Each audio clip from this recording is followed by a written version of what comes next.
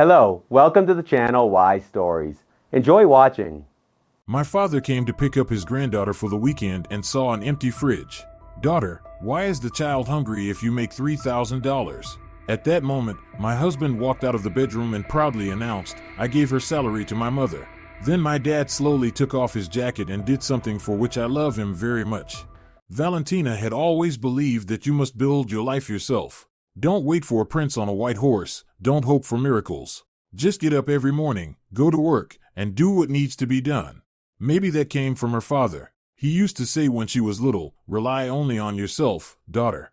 Everything else is sand slipping through your fingers. Her mother died when Valentina was 18. Cancer. Fast, vicious, without a chance. After that, her father turned almost to stone.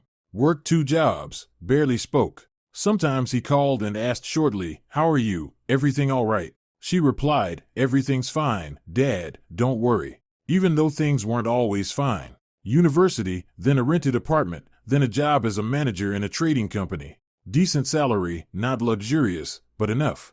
$3,000 a month for a 28-year-old woman in a provincial town was quite respectable. Valentina rented a 1-bedroom apartment on the edge of town, furnished it simply, a couch, a table, a wardrobe, flowers on the windowsill, a couple of posters on the walls, nothing extra. She didn't like clutter or sentimental trinkets. Her friends joked, why do you live like you're in the barracks? She shrugged, it's comfortable for me. On weekends, she visited her father. He lived in his own house on the other side of town, old but sturdy. He repaired everything himself. Painted fences, replaced pipes. His hands were golden. He could fix any appliance, handle any problem. Dad, maybe call a repairman? Valentina asked, watching him work on the plumbing. Why call someone if I can do it myself? He grumbled without looking up. Repairmen are expensive now, and often useless. Valentina sat nearby on a stool, drank tea from an old enamel mug, and talked about work. Her father listened silently, nodded, sometimes grunted. When she left, he walked her to the gate, hugged her tightly, and always said the same thing, take care of yourself, daughter. And she tried. She didn't date anyone seriously, avoided unnecessary adventures. Work, home, sometimes a movie with friends. Life flowed evenly, predictably, and Valentina liked that. Until one pleasant October evening at a corporate party, she met Sebastian Vargas. The corporate event was typical. A restaurant, music, co-workers in high spirits. Valentina sat at the table, poking at her salad, thinking she could just leave already. She didn't like noisy gatherings. She preferred quiet evenings with a book. But management insisted, we need to strengthen team spirit. She wanted to say, strengthen it without me, but stayed silent. Sebastian came up to her himself. Tall, athletic, neat haircut, pleasant smile. He worked as a manager in another department. She had seen him a couple of times in the hallway. He introduced himself, asked if he could sit next to her. She nodded. They started talking. He was charming. Joked easily, without being crude, asked for her opinion, listened carefully. He told her about his work, about football, about his dream to see the ocean. Valentina relaxed. For the first time that evening, she felt time wasn't dragging. When the party ended, Sebastian walked her to a taxi and asked for her phone number. She gave it without hesitation. He called the next day. Invited her to a cafe, then again, then to the movies. Gave her flowers, not huge bouquets, but small ones with heart. Compliments too, you look nice today, you have a good smile, I feel at ease with you. Valentina melted. She was 31, tired of being alone, and Sebastian seemed exactly the kind of man she had been waiting for.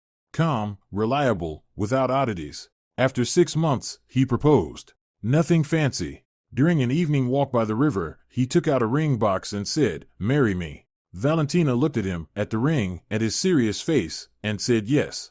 Her father met the news silently, sat in the kitchen, stared out the window, rolled a teaspoon between his fingers. Valentina waited for him to say something, but he stayed quiet. Then he sighed. Be careful, daughter. Dad, why would you say that? Valentina was surprised. Sebastian is a good man. You saw him. I saw, her father nodded. But you know people aren't revealed right away. Time shows. Everything will be fine, she assured him. Don't worry. He didn't answer, just gave her a long, heavy look. She brushed off the uneasy feeling. Dad is just worried. It's hard for him to let go. The wedding was modest. 30 guests, a small restaurant in the city center, live music. Valentina wore a simple white dress, Sebastian a neat suit. They looked good. Guests congratulated them, wished them happiness, gave envelopes with money. Her father sat quietly, barely drank, didn't dance. When Valentina approached, he hugged her, kissed her forehead, and said again, "Be careful." She wanted to ask why, but he walked away, and a moment later her mother-in-law swooped in. Dolores stormed into the wedding like a hurricane. A large woman in her mid-50s, short dark hair styled in waves, bright makeup, heavy earrings. She hugged Valentina so hard she almost lost her breath, lamenting, "My dear daughter, finally. I've been waiting for Sebastian to find a wife." Valentina smiled stiffly. Dolores had already fixed her veil 3 times, criticized the restaurant twice, and complained about the loud music once. Each time Sebastian nodded to his mother and whispered to Valentina, "Just ignore it. She's just nervous." Valentina tried. Nervous. Fine. Weddings are stressful. But the nerves didn't end with the wedding. A week later, Dolores rang their doorbell. Sebastian and Valentina had moved into his cozy 2-room apartment. Valentina opened the door and saw her mother-in-law with bags. "I decided to drop by and check on you," Dolores announced, walking inside without waiting. She inspected the rooms, the kitchen, even the bathroom. Valentina followed, tension growing. "The couch is in the wrong place," Dolores noted. "Move it toward the window. More light that way." "We're comfortable like this," Valentina said carefully. "Comfortable doesn't mean right," Dolores cut her off. "And these curtains are gloomy. You need something brighter. I can help you choose." Valentina stayed silent. Sebastian looked up from his laptop and said gently, "Mom, let us settle in first. We'll change things later if we want." "I'm not insisting," Dolores huffed. "Just giving advice. I want what's best for you." Then she pulled out containers of food. "Here, I brought soup. And cutlets. You two probably eat all wrong here." "We eat fine," Valentina said. "Fine how?" Dolores narrowed her eyes. "Heating up frozen meals? That's not food, dear. A man needs proper meals. Hot dishes, first and second courses, that's what keeps peace in the home." Valentina clenched her teeth. She worked full-time, came home tired, cooked, cleaned. Sebastian helped sometimes, but often he watched TV or sat at his computer. She didn't complain. Everyone has their own habits, she thought, but hearing lectures on how to feed her husband was too much. "Thank you for the soup," she said shortly. "You're welcome, dear. I'll come again and check how things are going. Young couples need help." When she left, Valentina exhaled. Sebastian hugged her shoulders. "Don't worry, she just wants to be helpful." "I'm not worried," Valentina lied. "It's just a bit strange how involved she is." "We're family now," he shrugged. "It's normal." Valentina nodded, though unease curled inside her. Maybe she was too sensitive? Maybe this was normal mother-in-law care? But Dolores's visits became more frequent, 2 or 3 times a week. Always with food, always with criticism. Dishes in the wrong place. Floors not clean enough. Laundry hung incorrectly. Valentina tried to stay calm, but the tension grew. One evening, after another inspection, Valentina tried to talk to Sebastian. "Maybe you could ask your mom to come less often. We can manage ourselves." "What's the problem?" he asked. "She likes visiting. And she helps, cooks." "I can cook myself." "You could, if you didn't work so much," he said. "So it's my fault?" Valentina flared. "I'm not saying it's your fault. Just a fact. You work, you get tired, mom wants to help. What's wrong with that?" Valentina fell silent. She didn't know how to explain that it wasn't about help, but control. That every visit was an inspection, a judgment, a critique. But the word stuck. "All right," she said wearily. "Forget it." "Good," Sebastian smiled. "Don't sweat the small stuff."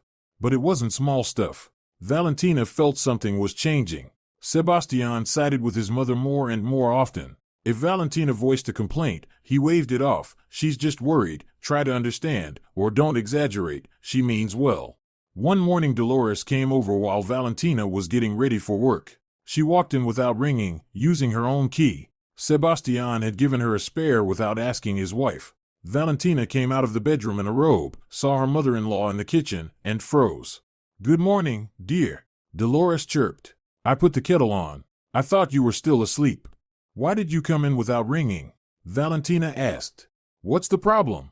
"I'm not a stranger. Sebastian gave me the key himself." Valentina looked at Sebastian, who was at the stove frying eggs. He shrugged. Sometimes she has to come early on errands. I figured it'd be more convenient if she had a key. You should have told me, Valentina said quietly. Come on, what difference does it make? Sebastian waved her off. Valentina didn't argue. She got dressed, drank her coffee in silence, and left for work. All day she couldn't shake the feeling that in her own apartment she had become a guest, an outsider they merely tolerated. In the evening she came home and found Dolores still there, sitting on the couch, drinking tea, chatting with Sebastian. Valentina said hello, went to the bedroom, and closed the door. She sat on the bed and dropped her head into her hands. She wanted to cry, but the tears wouldn't come. Only a heavy, crushing exhaustion. Sebastian came in later, after his mother had left. Why so sad? He asked. I'm tired, Valentina said. Then rest. Go to bed early. Sebastian, I think your mother comes here too often. Here you go again, he sighed. Mom worries about us. You should understand. And you should understand that I'm uncomfortable, Valentina replied.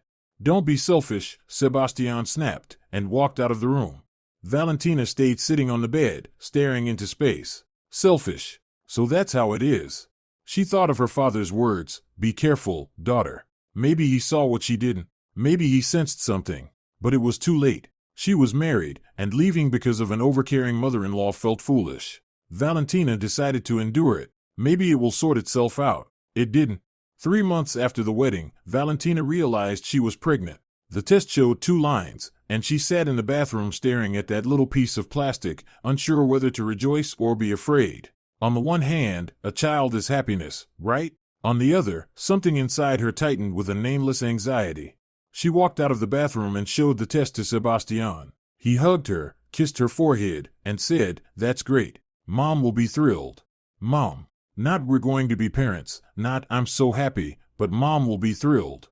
Dolores really was thrilled. When she found out, she cried with happiness, started hugging Valentina, stroking her belly, cooing, a grandson. Or a granddaughter. I've been waiting for this day. Valentina stood there, accepting the embraces, thinking, well, here we go. And it did begin. Dolores started coming even more often. She brought vitamins Valentina hadn't asked for, advice nobody requested, and a heap of opinions on how to carry a baby properly. No lifting heavy things, no getting upset, no working late. You need more rest, proper food, and classical music so the baby develops harmoniously. Have you thought about starting maternity leave early? She asked one day when Valentina came home from work in her 5th month. Why? Valentina was surprised. I feel fine. Feeling fine isn't the measure, her mother-in-law shook her head. The baby needs calm, and you run around all day, wearing your nerves thin. I'm not running around. I'm working, Valentina corrected her. Exactly. You should be at home, taking care. As usual, Sebastian backed his mother. Maybe she's right. Take sick leave early. Get some rest. My health is fine, Valentina said firmly. The doctor sees no problems. But you yourself must understand. Sebastian began. No, I don't, Valentina cut him off. And anyway, it's my body, it's my child too, and I will decide when to go on leave. Dolores pressed her lips together but said nothing. Neither did Sebastian. But Valentina noticed their exchanged looks, heard their quiet kitchen talks when they thought she was asleep. They discussed her, planned how best to persuade her, how to apply pressure. Valentina went on leave in her 7th month. The delivery went smoothly, without complications. A girl, 3 kilos 200 grams, healthy, loud cry. They named her Lucia. Valentina lay in the ward, looking at the tiny snuffling creature in the crib beside her, thinking, now I have someone of my own. Truly my own. Her father came to the maternity hospital every day, brought fruit and juice, sat beside her in silence, simply being there. Valentina held his hand and felt he was the one person who asked nothing in return, who simply loved. When she was discharged, Dolores was already at the entrance. With a huge bouquet, a new coat, bright lipstick, and a satisfied smile. Here's my granddaughter, she exclaimed, peeking into the bundle. What a beauty. Sebastian carried the bags, smiled, accepted the neighbor's congratulations. Valentina stood nearby, holding Lucia, and understood, a new stage is starting now, harder than the last. The first 2 months were hard, like for all new mothers. Sleepless nights, endless feedings, diapers, laundry, exhaustion. Valentina managed, but barely stayed on her feet. Sebastian helped, but not the way she wished. If Lucia cried at night, he got up, but after a minute he'd say, "I have work tomorrow. I need sleep. Take her." And Valentina took her, fed, rocked, laid her down again. In the morning she got up shattered, with red eyes, cooked porridge, changed diapers, washed cloths. Dolores came 3 times a week, but she wasn't much help. She sat in an armchair, held her granddaughter, cooed sweetly, then handed the baby back to Valentina with, "Well, I have to go now. Things to do at home. Could you stay with her for half an hour so I can at least take a shower?" Valentina asked once. "Oh, dear, I would love to, but I have a meeting." Her mother-in-law spread her hands. "You'll manage." Valentina kept silent. "I'll manage. Somehow." When Lucia turned 2 months old, Valentina realized she had to go back to work. The maternity payments were laughable, and the mortgage on the 2-room place ate up half of Sebastian's salary. What was left barely covered living costs. She called work and arranged her return. Her boss was happy. "Excellent. We've been waiting for you. Are you seriously going back to work?" Sebastian was surprised. "The baby is only 2 months old. And who is going to earn the money?" Valentina asked. "Your salary isn't enough. We'll manage somehow. We'll tighten our belts." "I don't want to manage somehow. I want to live normally, to buy the child decent things and decent food. And who will watch Lucia?" "We'll hire a nanny. Or your mom can sit with her, since she loves her granddaughter so much." Sebastian grimaced. "Mom works, you know." "Not full-time," Valentina reminded him. "And she herself said she wants to help. Helping doesn't mean spending all day." "Then a nanny," Valentina said. Decision made. Sebastian shrugged but didn't argue. Valentina found a nanny through friends. A woman of about 45, calm, experienced. Pay was $70 a week. Expensive, but there was no other option. Going back to work felt like a breath of fresh air. Valentina felt human again, not just an attachment to a baby. She talked to people about things other than diapers and colic. She used her own head again. A $3,000 salary felt like salvation. But Dolores disapproved of her daughter-in-law's return to work. "How can you, dear? The baby is so little, and you leave her with strangers." "The nanny isn't a stranger. She's vetted," Valentina objected. "Still, a mother should be with her child. A mother should feed her child, and that takes money," Valentina said sharply. "But if Sebastian earned more, you wouldn't have to toil so hard." Dolores sighed. Valentina felt a boil rising inside. Sebastian, always Sebastian, the one who's never at fault, who tries, who's such a good boy. "Sebastian earns a normal salary," she said through clenched teeth. "But a family means expenses. The mortgage, utilities, a child, one salary isn't enough. If you'd bought a simpler apartment, you wouldn't have to wear yourself out." Her mother-in-law wouldn't let up. "We bought what we could afford." Valentina cut her off and left the room so she wouldn't say too much.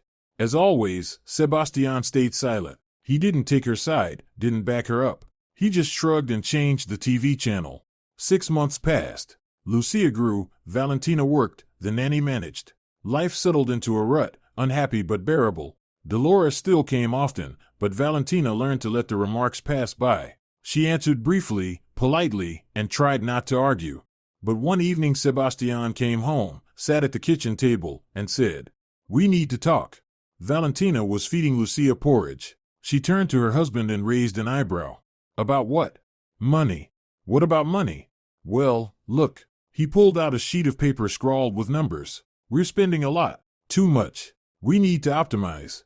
"Optimize? How?" "For example, spend less on nonsense. All that coffee, clothes." Valentina smirked. "Sebastian, I buy clothes once every 6 months. And I drink coffee at home, I brew it. What nonsense are you talking about?" "Well, I did the math." He jabbed a finger at the paper. "We're spending more per month than we should. Because we have a child.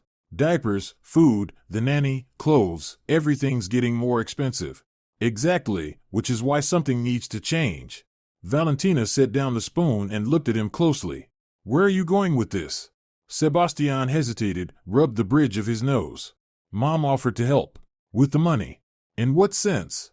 "She's ready to take over the finances. Temporarily. So we can save up a down payment for a new apartment, bigger, roomier." Valentina frowned. "What do you mean, take over the finances?" Well, you'll transfer your salary to her, she'll put money aside, and give us as much as we need to live on. Valentina couldn't believe her ears. She was silent for a second, then gave a short, bitter laugh. You're joking? No, I'm serious. Sebastian, my salary is my money. I earn it, I decide where it goes. Which is exactly why we don't save anything, he snapped. You spend on all sorts of nonsense, and we need to save. What nonsense? Valentina raised her voice. I pay half the mortgage, half the utilities, for food, for the child. What am I overspending on? Well, you do buy things for yourself. I bought a dress last time a year ago. Valentina felt everything inside her boiling. What are you even talking about?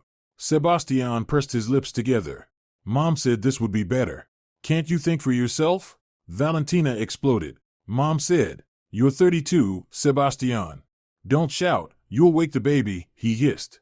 Valentina grabbed Lucia, who had started to whimper, held her close, and left the kitchen. She sat on the bed in the bedroom, rocking her daughter, whispering soothing words, while her hands trembled from rage and helplessness. He can't be serious, he can't. But he was. A week later Sebastian brought home papers. A power of attorney to manage the account, he said. Sign it. Mom needs it for the paperwork. I won't, Valentina said flatly. Let's not turn this into drama. It's for our own good. For whose good, Sebastian? Your mother's? For our family. We'll save up and buy normal housing, spacious. How is that bad? I'm not handing my salary over to your mother. I think it's the right decision, he said coldly. And I'm the head of the family. Valentina gave him a long look. Head of the family, huh? Yes. And my word should be final. Fine, she nodded. Then be the head, and I'm going to sleep. She went to the bedroom, lay down, closed her eyes. She didn't sleep. She thought, and with every minute she understood he wouldn't stop. He would push, cajole, manipulate. She didn't know how to fight back. The next day, while Valentina was at work, Sebastian called to say he had gone to her company's accounting office, talked to the chief accountant, and that everything was arranged. Arranged how? Valentina gasped. Your salary will now be transferred to another account. Mom's. How did you do that without my consent? I took your passport, made a copy, said you'd asked for it. Accounting didn't bother to check. You're the one who's always said their paperwork is a mess. Valentina couldn't breathe. She grabbed the edge of the desk so she wouldn't fall. You stole my money? Not stole. Organized proper safekeeping, Sebastian replied calmly. You'll understand later, once we've saved up. He hung up. Valentina sat at her desk, stared at the computer screen, and saw nothing. Inside, something hot and painful and terrifying churned. He had stolen her money, redirected her pay without asking, conspired with the accountant. She hadn't even noticed. In the evening she came home. Sebastian was on the couch watching TV. He turned to her and smiled. Why the long face? We did the right thing. Give me my money back, Valentina said quietly. It's not gone. Mom is saving it. I don't care what your mom is saving. Return my salary. No. That was it. One word. No. Valentina realized arguing was useless. Sebastian didn't fear her, didn't respect her. He did whatever he wanted. And her? What could she do? A month passed. Valentina never saw her first paycheck. Dolores came over, handed her $200, and said, Here, this will be enough for the month. I set the rest aside. $200 for 3 people? Valentina couldn't believe it. Well, why not? If you spend carefully, it's enough. I've lived that way all my life. Valentina couldn't hold it in. Where's the rest? I'm putting it away for the future, Dolores said calmly. For the apartment. I'm doing this for you. Show me the account statement. Why? Her mother-in-law frowned. Don't you trust me? I want to see how much has accumulated. It's too early. I'll show you in 6 months. For now, don't worry, everything's under control. Valentina clenched her fists so hard her nails dug into her palms. She wanted to scream, to strike, to shove this woman out of the apartment. But she held back. Fine, she said through her teeth. We'll see. Dolores left pleased. Sebastian was pleased too. And Valentina was left with $200 for the month, a baby in her arms, and an empty fridge. $200 for 3 people. For an entire month. It was humiliation. Valentina began to save every possible way. She bought the cheapest foods, pasta, grains, eggs, bread. She bought diapers only on sale, and second-hand clothes for Lucia. She bought nothing for herself at all. Sebastian didn't notice, or pretended not to. He ate whatever she cooked and didn't complain. Dolores still came every week, always dressed to impress. One time she arrived in a new shearling coat, another time in new shoes, another with a brand new phone. Once she mentioned she had taken a trip to Cancun, a beach vacation. "How was your trip?" Valentina asked politely, though inside she was boiling. "Wonderful. The air is so fresh there, the water is clear. You and Sebastian should go someday." "With what money?" Valentina asked. "Well, after you save up," Dolores smiled. Valentina said nothing. "You'll save up?" "Of course." Valentina started keeping records. She wrote down every cent she spent. She calculated how much should have accumulated in 3 months. 3,000 minus 200 equals 2,800, times 3 is 8,400, minus whatever Dolores spent on herself. And how much did she spend? Valentina didn't know, but judging by the coats, the trips, the phone, a lot. Through a friend at the bank, Valentina learned that an online statement for the old account was available. She reset the password, logged in, and froze. In 3 months, $8,400 had been deposited into Dolores's account, and $7,300 had gone out. For what? Valentina checked the breakdown. Clothing stores, restaurants, beauty salons, a travel agency, electronics, a jewelry store. Dolores wasn't saving. She was spending. Spending Valentina's money on herself, on her whims, on her life, and giving the family crumbs so they wouldn't notice. Valentina printed the statements, put them in a folder, said nothing to Sebastian, just kept gathering information. Another month passed. Dolores arrived in a new mink coat, stroking the fur proudly. "Beautiful, isn't it?" she asked Valentina. "Probably expensive," Valentina replied. "Well, yes, but I've dreamed of one for a long time. Decided it was time to treat myself." Valentina looked at her for a long moment. "Did you buy it with my money?" Dolores faltered for a second, then laughed. "Oh no, dear, I used my savings. I have my pension after all. Show me the bank statement where our money is kept." "Why? Don't you trust me?" "I want to see it." "It's too early. When more accumulates, I'll show you." "Show it now." "Why are you being so pushy?" Dolores grimaced. "I told you everything is fine." Sebastian stepped in. "Mom, maybe you could really show it, just so there are no questions." Dolores took offense. "Always the same. I try, I help, and you don't trust me. Fine, I'm leaving." She slammed the door and left. Sebastian looked at Valentina with reproach. "Why did you upset her?" "She bought a fur coat with my money, Sebastian." "How do you know?" "I checked the statement. From my old account, where the salary goes." "You're spying on Mom?" "I'm watching my own money." "That's paranoia." Sebastian waved a hand. "Mom isn't like that. Your mom is spending my salary on herself and giving us pennies. We're living on next to nothing, Sebastian. Look in the fridge." "So what? It's empty?" "You'll buy something tomorrow." "With what money?" "I have $30 until the end of the month." "Ask Mom for more then."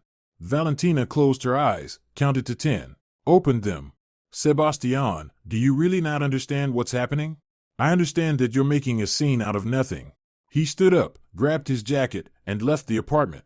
Valentina stayed alone. She sat on the floor, leaning her back against the wall. Lucia slept in her crib, breathing softly. And Valentina thought, "I can't do this anymore. I can't." The next day she called her father. "Dad, can I visit you this weekend with Lucia?" "Of course, daughter, come." She came on Saturday. Her father greeted her, hugged her, took his granddaughter in his arms. Valentina walked into the house, sat in the kitchen, and her father immediately noticed. "You've lost weight." "Just tired." "Don't lie to me. What happened?" Valentina wanted to lie, to say everything was fine, but she couldn't. She cried. Quietly, without sobbing, just tears running down her cheeks. Her father sat beside her and put an arm around her shoulders. "Tell me." And she told him everything, about the mother-in-law, the stolen salary, the $200 a month, the coat, the empty fridge. Her father listened silently, his jaw clenching tighter and tighter. When she finished, he said quietly, "I'm taking you out of there. Right now." "Dad, I can't. I'm married. I have a child." "The child is hungry," he said sharply. "And your husband?" "A doormat." "Pack your things." "Wait, I'll handle it myself." "How?" "I don't know yet, but I don't want to run. I want my money back." Her father nodded. If anything happens, I'm here. Always. Valentina hugged him tightly. She returned home with new strength. She bought a second phone to record all conversations between Sebastian and his mother. She copied receipts, statements, screenshots. She put everything in a folder in cloud storage. Methodically, calmly, without hysteria. The fridge grew emptier every day. Bread, instant noodles, baby food, nothing more. Valentina didn't complain. Didn't ask Dolores for money. She just waited. And the day came. On Saturday morning her father called. I'm coming over. Picking up Lucia for the weekend like we agreed. All right, Dad. Valentina dressed herself and the baby. Sebastian was still asleep. She waited for her father in the living room, holding Lucia, thinking, everything changes today. Her father rang the doorbell exactly at 10. Valentina opened. He came in, kissed her forehead, took his granddaughter, swayed her gently. How are you? Fine, she lied. Her father walked to the kitchen and opened the fridge. He froze, turned to Valentina. His face showed such fury she was afraid. Daughter, he said slowly, why is the child hungry if you make $3,000? Valentina didn't have time to answer. Sebastian walked out of the bedroom, yawning, wearing sweatpants and a wrinkled t-shirt. He heard the question, stopped, and smiled, smug and proud. I gave her salary to my mother, he announced, as if he'd earned a medal for courage. Her father went still. Valentina saw his shoulders tense, his fists clench. He slowly, very slowly, handed the baby back to Valentina. Then just as slowly removed his jacket and hung it on the back of a chair. He walked right up to Sebastian. The younger man backed up to the wall. Her father stood so close they were almost nose to nose. He looked enormous next to Sebastian, who suddenly seemed like a teenager. Sebastian pressed himself against the wall, trying to smile, but the smile trembled.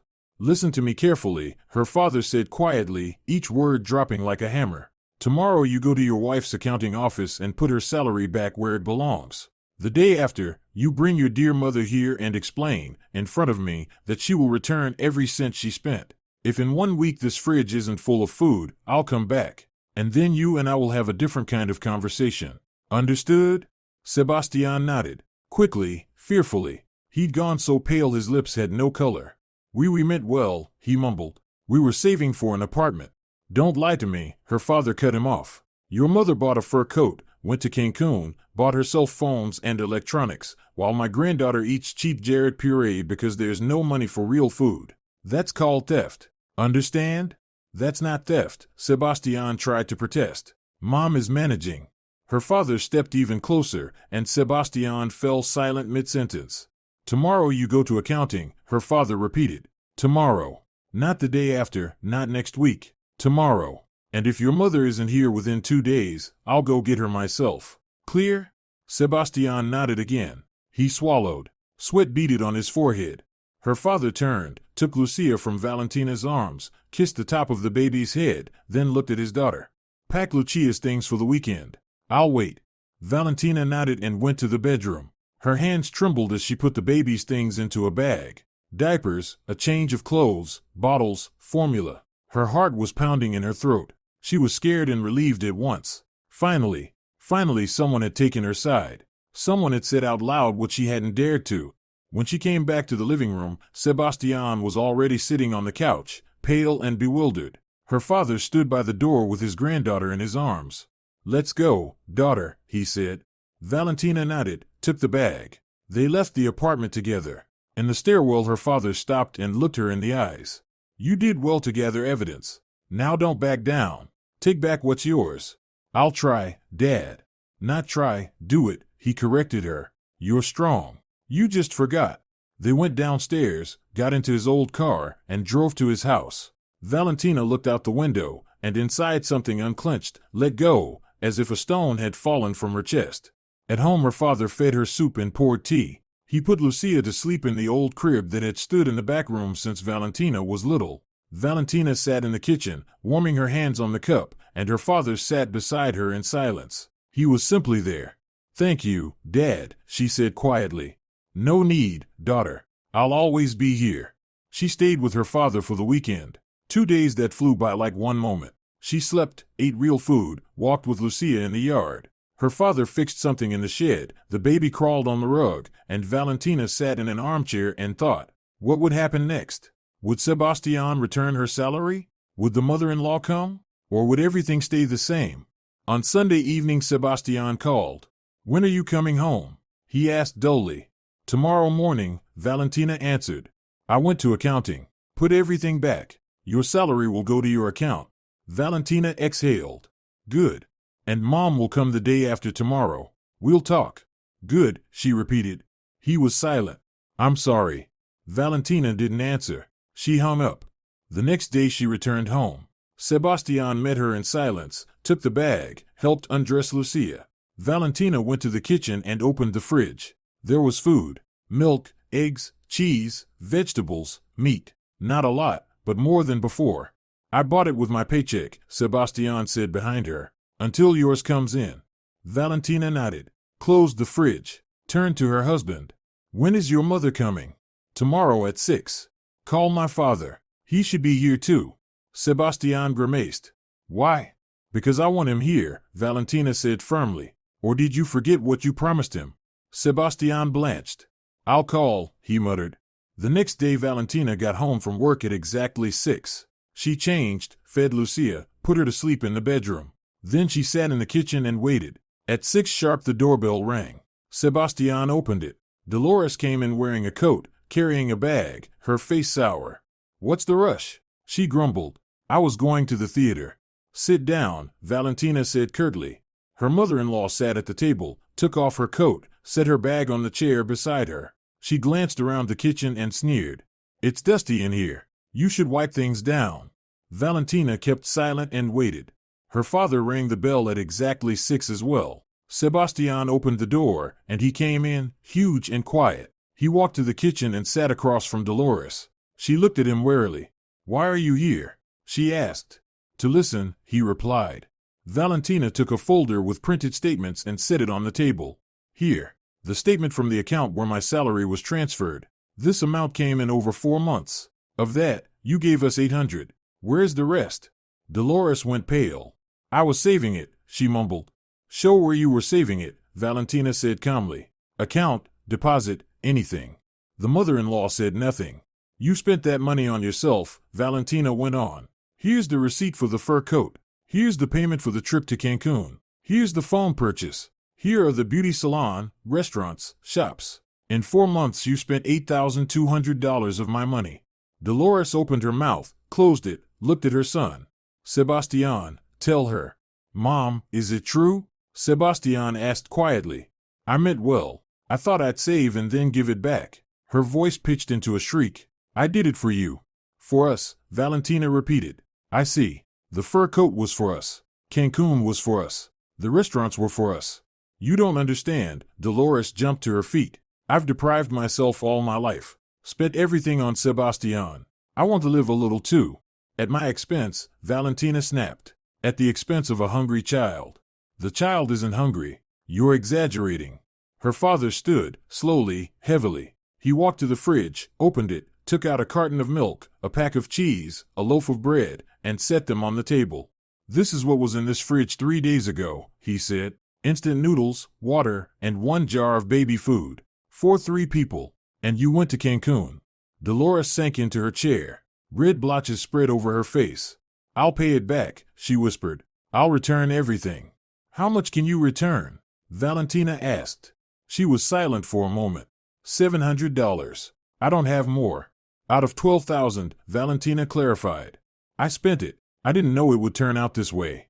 "You knew," Valentina said coldly. "You knew perfectly well. You spent my money and gave us pennies so we wouldn't catch on. That's called deceit and theft." "I'm not a thief," Dolores flared. "You took someone else's money without permission and spent it on yourself," Valentina listed evenly. "That's theft. But I won't go to the police. Just return the 700 you have left and never come here again." "What do you mean, never come?" The mother-in-law protested. "My granddaughter lives here, the one you robbed for 4 months," her father reminded her. "If you want to see your granddaughter, return all the money. Borrow it, sell something, but return it." "I can't. I don't have that much." "Then forget about your granddaughter," Valentina said flatly. Dolores burst into tears. Real tears, with sobs. "I just wanted to help. I really did. It was just temptation. I thought I'd put it back later." It's too late to think, her father said. $700. You bring it tomorrow. In cash. All right, the mother-in-law sniffled. I'll bring it tomorrow. She stood up, pulled on her coat, grabbed her bag, and looked at Sebastian with a pleading expression. Sebastian, you understand me, don't you? Sebastian stayed silent, staring at the floor. Sebastian, Dolores repeated. Go, Mom, he said dully.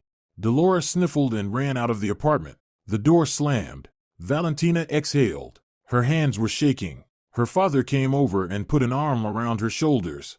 Well done, daughter. Thank you, Dad. Sebastian lifted his head and looked at his wife. You really won't let my mother come here anymore? Yes, Valentina said firmly. But she's my mother. So what? She stole $12,000 from us. She stole from your daughter. She'll return $700. A drop in the bucket, Sebastian. The rest she spent on herself. But we're not poor, he snapped. You earn money, I earn money. That doesn't mean your mother gets to steal our money, Valentina said calmly. And if you don't understand that, then we have a problem. Sebastian pressed his lips together. I don't want to choose between you and my mother. Then don't, Valentina shrugged. Live with her. He shot to his feet. What do you mean? I mean what I said. If your mother, who robbed us, is more important to you than your wife and daughter, who went hungry, then live with your mother. You're kicking me out? I'm saying, make a choice. Sebastian stared at her, mouth open, then looked at his father-in-law. The older man sat silently, but his gaze said everything. Try choosing your mother. That's blackmail, Sebastian muttered. That's the truth, Valentina corrected him. I'm tired, Sebastian. Tired of your mother.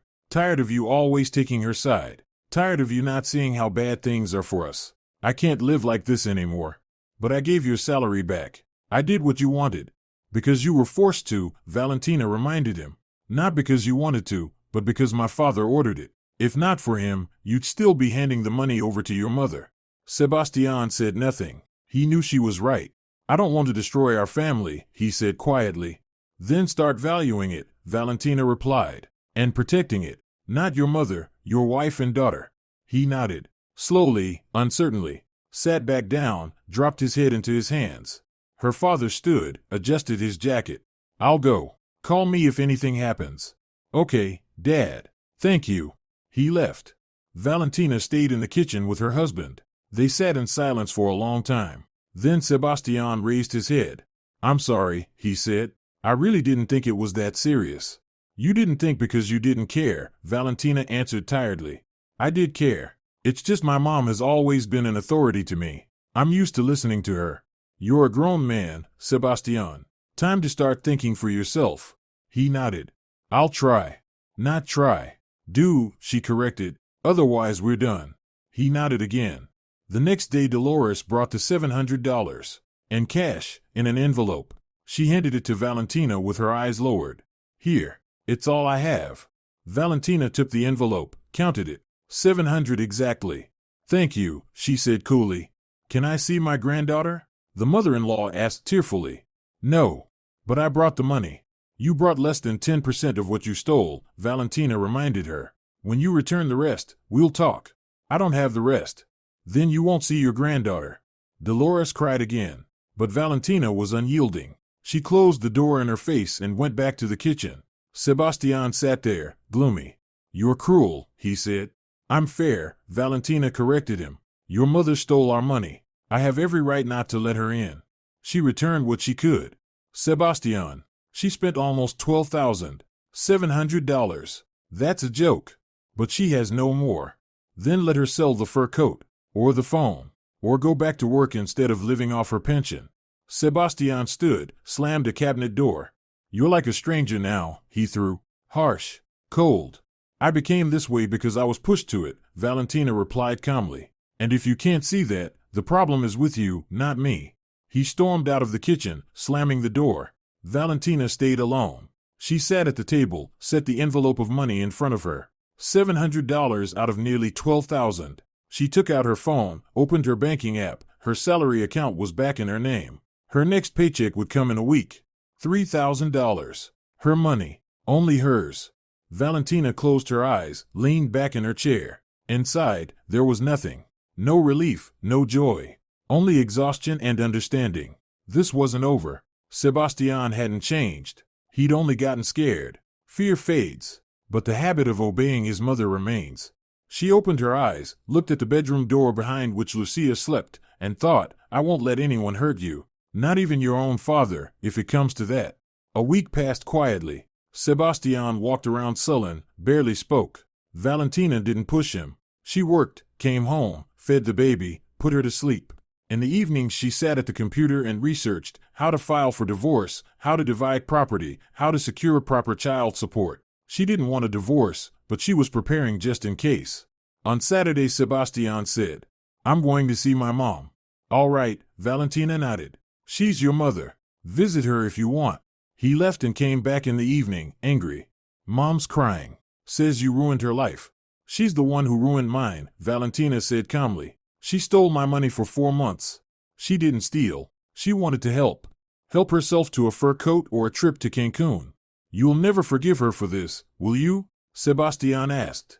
No, Valentina answered honestly, I won't.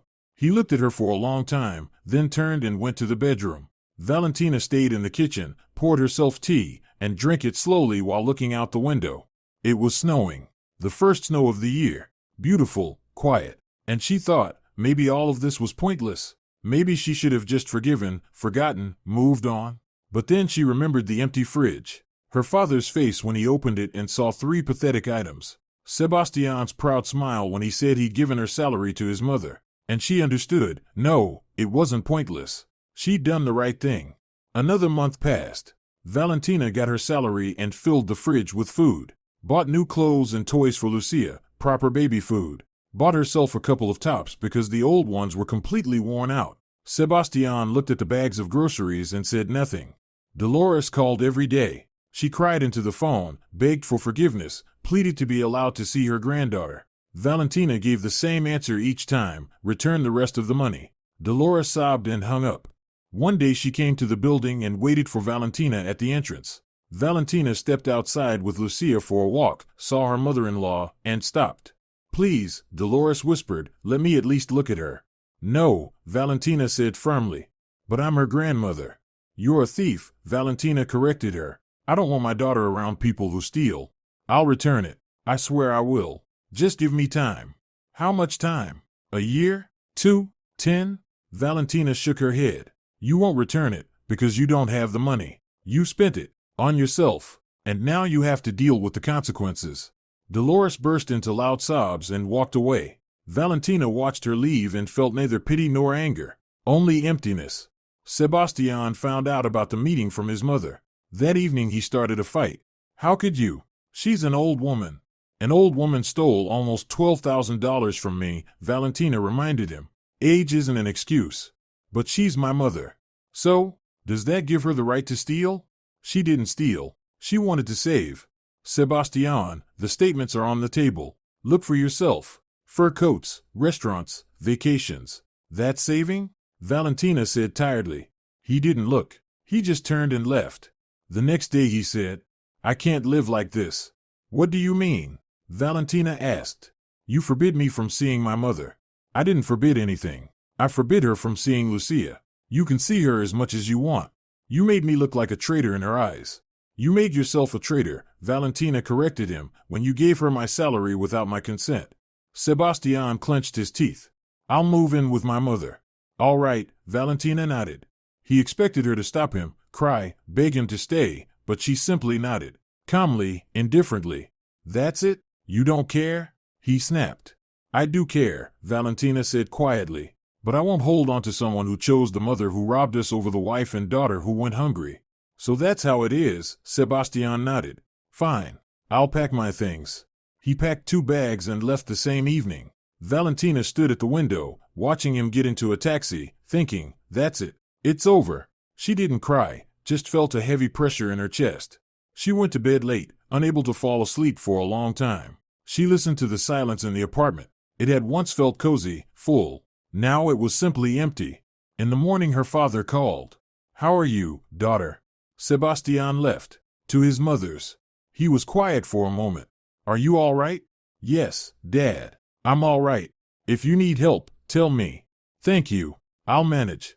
And she did manage. She lived a week alone with Lucia. Worked, cooked, cleaned. In the evenings she sat at the computer preparing divorce documents. No drama, no tears. Just doing what had to be done. 2 weeks later the summons arrived. A mutual consent divorce. Sebastian agreed to everything. Child support, division of property. He didn't argue, didn't demand anything. He just signed the papers and left. They met eyes on the way out of the building. He looked worn out, older. He opened his mouth as if to say something, but Valentina shook her head. Don't. He nodded and left. Valentina stepped outside into the sunlight. It was early spring. The snow was almost gone, the air smelled of water and something fresh, something new. She pulled out her phone and called her father. Dad, I'm free. Well done, daughter. Come over, we'll celebrate. She went, brought Lucia a cake and wine. Her father set the table, lit candles. They had dinner together, well, the two of them, since Lucia was already asleep in the crib. Valentina sipped wine, watched her father, and thought, how lucky I am to have you. What will you do now? He asked. Live, Valentina shrugged. Work, raise my daughter. As for my personal life, not thinking about it yet. Maybe later. Don't shut yourself off, daughter, her father said. Not all men are like Sebastian. I know, Dad. I'm just tired. I want some time alone. I understand. They finished the wine and cleaned up. Her father walked her to the door and hugged her. You're strong. Don't forget that. I won't. Valentina went home, put Lucia to bed, and lay down herself. Stared at the ceiling, feeling something strange. Not happiness, but not grief either. Something in between. Peace, maybe. She closed her eyes and thought, maybe this is happiness? When you're simply calm. When you know you'll manage. That things will get better. Maybe so. Half a year passed after the divorce. 6 months that went by strangely, fast and slow at the same time. Valentina worked, raised Lucia, and fixed up the apartment. Now it was hers, only hers. Sebastian had given up his share, saying it should go to the child. He paid child support faithfully, though irregularly. Sometimes $200, sometimes $150. Valentina didn't complain, didn't call, didn't demand more. Her salary was enough. She learned to live alone. Woke up early, took Lucia to daycare, went to work, picked her up in the evening, cooked dinner, played, read bedtime stories. On weekends she visited her father or walked in the park. Life was steady, predictable, and she liked that. Dolores no longer called. Valentina heard from former neighbors that her mother-in-law had withered somehow, walked around gloomy, complaining to everyone about her ungrateful daughter-in-law. Valentina just shrugged when people told her. It no longer concerned her. One Saturday morning, while she was busy in the kitchen making pancakes, the doorbell rang. She wiped her hands and pressed the intercom button. Who is it? It's me, a dull male voice said. Sebastian. Valentina froze. She hadn't expected him. He hadn't come by since moving out. He hadn't even visited his daughter. What do you want? I need to talk. Can I come up? Valentina paused, then pressed the button. Come in. She opened the apartment door and returned to the kitchen. A minute later Sebastian walked in, thinner, with dark circles under his eyes, wearing a wrinkled jacket. He looked unwell. Hi, he said. Hi. He walked into the kitchen, stopped by the table, looked around. You rearranged the furniture. Yes. Looks good. Valentina didn't respond. She flipped a pancake, turned off the stove, and faced her ex-husband. Say what you came for. Sebastian rubbed his face with his hands. I fought with my mother. Valentina raised an eyebrow. And? She demanded money from me. For rent, for food. Says since I'm living with her, I have to pitch in. Makes sense. But I'm already paying child support. I barely have anything left. That's your problem, Sebastian. He looked at her hopefully. I thought maybe I could come back. We were a family. Valentina laughed. Short, without joy. Are you serious? Well, yeah. We could try again. Sebastian, you left for the mother who stole from us. You chose her over me and your daughter. What is there to try again? I made a mistake, he said quietly. I see that now. She's not who I thought she was. She's selfish. Thinks only about herself. Wow. Revelation, Valentina snorted. Shame it's too late. Valentina, give me a chance. No. Why? Because you haven't changed, she said calmly. You didn't come because you missed me or your daughter. You came because you're uncomfortable living with your mother. You need a place to stay, not a family. Sebastian went pale. That's not true. That's exactly what it is. And I won't be your backup plan. He stood there with his fists clenched, then abruptly turned and headed for the door. He stopped in the doorway. You'll regret this, he threw. I doubt it, Valentina replied. He slammed the door. Valentina went back to the kitchen and sat at the table. Her hands weren't shaking. Inside, everything was calm. She had done the right thing. Lucia came out of the bedroom, sleepy, hair tousled. Mom, who was here? No one important, sunshine. Go wash up, the pancakes are ready. The girl nodded and padded to the bathroom. Valentina watched her go and thought, this is who it's worth living for. This little person who trusts me completely. A few days later her father called. Daughter, I heard Sebastian came to see you. How do you know? The neighbors told me. Saw him by your building. What did he want? To come back. Her father was silent for a moment. And what did you say? I said no. Right, her father approved. He's not for you. I know, Dad. How are things? Managing? I'm managing. Everything's fine. If you need help, say the word. I'll give you money if you need it. Thanks, Dad, I've got enough for now. They chatted a bit more and said goodbye. Valentina set down the phone and poured herself tea. She sat by the window, looking outside. Spring had already turned to summer, the trees were green, children were playing in the courtyard. Soon Lucia would want to go out too and ask for the playground. Valentina sipped her tea and thought about how much she'd changed over the past year. She used to be afraid of being alone, afraid of conflict, afraid to stand up for herself. Now she wasn't. She'd learned to say no, to protect herself and her daughter, to stop bending to other people's demands. And that mattered more than any marriage. A month later Valentina ran into Sebastian and Dolores' former neighbor by chance. The woman stopped her in the store and leaned in conspiratorially. Have you heard? He and Sebastian had a big falling out. No, I haven't, Valentina answered coolly. He moved out. Now he's renting a room in a shared flat with some guy. They say he drinks a lot. And Dolores is alone. She goes around complaining that her son abandoned her, that she's lonely. She cries all the time. Valentina listened and felt neither pity nor gloating. Just indifference. I see, she nodded. Thanks for telling me. Don't you worry, the neighbor comforted her. You did the right thing divorcing him. They're both not right in the head. Valentina gave a polite smile and left. She loaded her cart to the brim. Meat, fish, fruit, vegetables, sweets for Lucia. She used to pinch every penny and buy the cheapest things. Now she could afford proper food.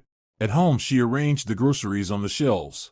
The fridge was full. Valentina paused, looking at the rows of yogurts, packs of butter, cheese, sausages, containers of salad. She remembered how a year ago her father had opened this same fridge and found only water, instant noodles, and a single jar of baby food. She remembered the humiliation, the helplessness, the fear. And she understood she would never let anyone drive her to that state again. Never.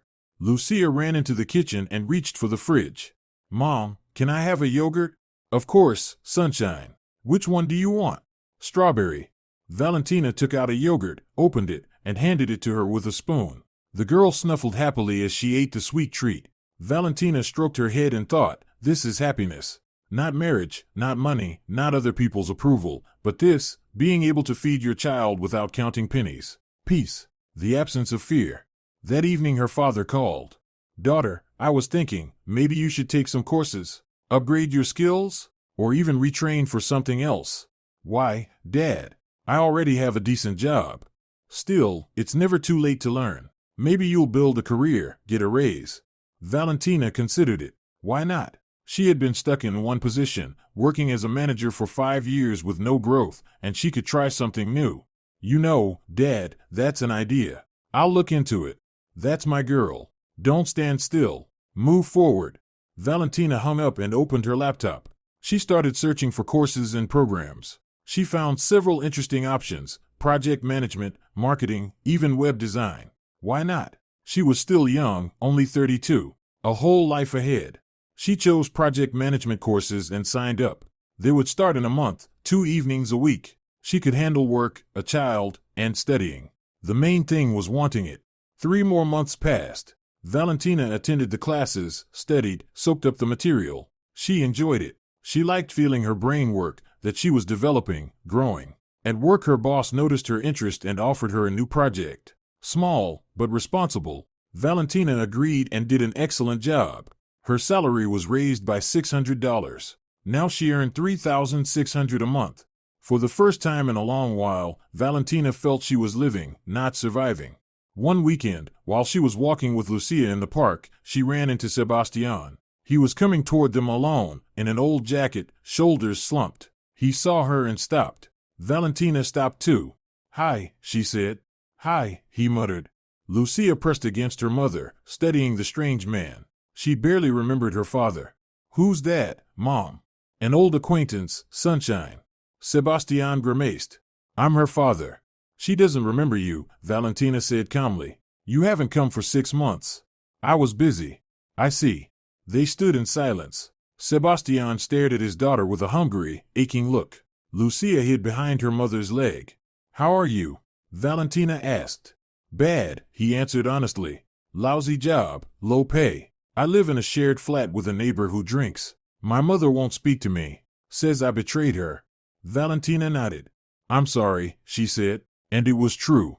Not gloating, genuinely sorry. He had boxed himself into a corner. "Are you happy?" Sebastian asked suddenly. Valentina thought. "Yes, I suppose I am." "I'm glad," he said quietly. "Really? You deserve it." He nodded to both of them and walked on. Valentina watched him go, and inside she felt something strange. Not pity, not anger. Just the understanding that it was over. Completely and irrevocably. "Mom, let's go to the swings." Lucia tugged her hand. "Let's go, Sunshine." They went. Valentina pushed her daughter on the swing, listened to her laughter, and thought, this is happiness. Simple, clear, without extra people, without toxic relationships, without theft and humiliation. Just me and my daughter. That evening they went home. Valentina made dinner, fed Lucia, gave her a bath, and read a bedtime story. The girl fell asleep quickly, hugging her favorite plush bunny. Valentina tucked in the blanket, kissed her daughter's forehead, and stepped out. She called her father. "Dad, come over for dinner tomorrow. I'll buy groceries and cook something tasty." "With pleasure, daughter." "What time?" 7. "I'll be there." The next day after work, Valentina stopped by a big supermarket. She filled a cart, meat for roast, fish, vegetables for salad, fresh bread, fruit, pastries. At the checkout she unloaded the groceries, and the cashier gave a surprised whistle. "Some kind of celebration?" "No," Valentina smiled. "Just dinner with my father." "Lucky dad," the cashier said kindly. "Not every daughter takes such good care." Valentina paid and loaded the bags into the car. She drove home thinking, he really is lucky. And so am I. Without her father she wouldn't have managed. She wouldn't have found the strength to stand up to Sebastian and his mother. She wouldn't have been able to take back her money, her dignity, her life. At home, Valentina launched into full cooking mode. She turned on music, tied on an apron, and started preparing dinner. Lucia hovered nearby, begging to stir something. Valentina handed her a wooden spoon and showed her how to mix the salad. The girl stirred with great concentration, tongue sticking out from effort. "Mom, Grandpa is definitely coming, right?" "Definitely, Sunshine." "Hooray. He promised to bring me a new book." "He'll bring it," Valentina smiled. Right at 7, the doorbell rang. Lucia dashed to open it. Valentina wiped her hands and followed. Her father stood on the threshold with a huge bouquet of flowers and a bag sticking out with a children's book. "Hello, my dears," he said cheerfully. Lucia hung on his neck, and he lifted her and spun her around. Valentina took the bouquet and inhaled the scent. "Thank you, Dad. They're beautiful." "Only the beautiful ones for you," he replied. They went to the kitchen. Valentina put the flowers in a vase and set the table. Her father sat down and looked around. "It's nice here. Cozy." "I try," Valentina smiled. They had dinner together. Lucia chatted nonstop, telling her grandfather about preschool, the new teacher, her friends. Her father listened closely, nodding, asking questions.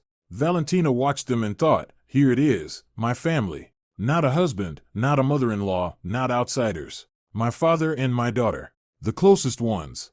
When Lucia finished eating and ran off to play with her new book, her father looked at Valentina seriously. "Daughter, I wanted to say something.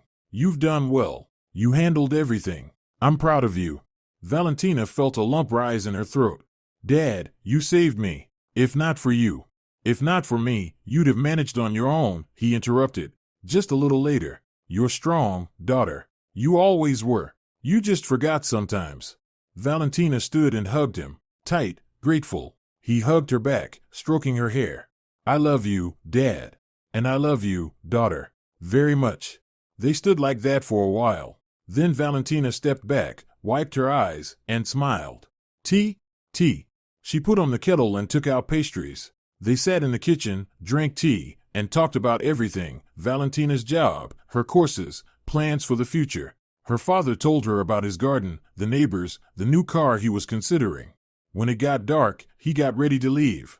I'll go. It's late already. You go to bed early and rest. All right, Dad. Thanks for coming. Oh, come on, daughter. I'll always come whenever you call. Valentina walked him to the door and waved goodbye. She closed the door, leaned against it, and shut her eyes. Warmth filled her. She went to Lucia's room.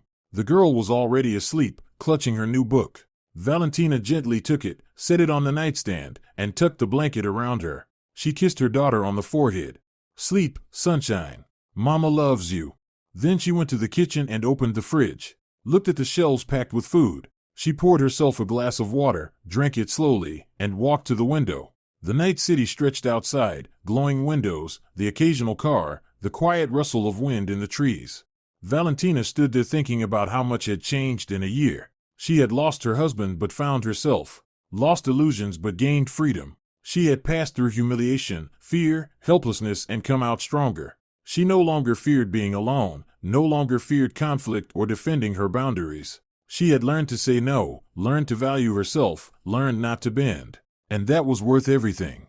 Valentina chuckled, remembering Sebastian's proud face as he declared to her father, I gave her salary to my mother. How certain he'd been of his righteousness, how blind to what he was doing. And then she remembered her father's face as he slowly took off his jacket, went up to him, and looked at him so hard Sebastian pressed himself against the wall in fear.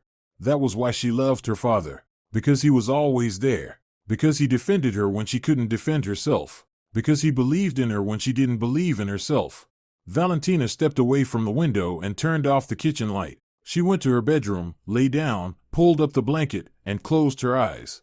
Tomorrow would be a new day. Work, preschool, evening classes. An ordinary, simple life. No drama, no scandals, no toxic people. And that was perfect. She remembered her last conversation with Sebastian in the park. He had asked if she was happy, and she had said, probably, yes. Now, lying in the dark, she thought, not probably. Definitely. I am happy. In my own way, a simple way, but happy. She had a daughter she loved more than anything. A father who always supported her. A job she liked. A roof over her head, food in the fridge, plans for the future. What else could she want? She smiled in the dark, rolled onto her side, and got comfortable. Somewhere far away, in her tiny apartment, Dolores was probably sitting alone, thinking about the $12,000 she'd spent and regretting it. Somewhere in a shared flat, Sebastian was listening to his drunk roommates singing and wondering how his life had turned into this. And Valentina lay in her cozy bed, in her own apartment, and knew she had done everything right. She didn't forgive, didn't go back, didn't give in. She chose herself and her daughter. And that was the only correct choice. She closed her eyes and fell asleep peacefully. In the morning, Valentina woke to Lucia climbing into her bed and shaking her shoulder. Mom, get up, it's already light. Valentina opened her eyes and smiled. Good morning, sunshine. Good morning. Will you make me pancakes? Of course I will. They got up and went to the kitchen. Valentina cooked breakfast while Lucia set the table, placing the plates. An ordinary morning, nothing special. But to Valentina, it was everything. She looked at her daughter, at the sunlit kitchen, at the full refrigerator, and thought, here it is. What was worth fighting for? The right to live in peace, the right to feed my child, the right to be happy. And she had earned that right, all on her own. If you're enjoying it as well, leave a like and subscribe to the channel.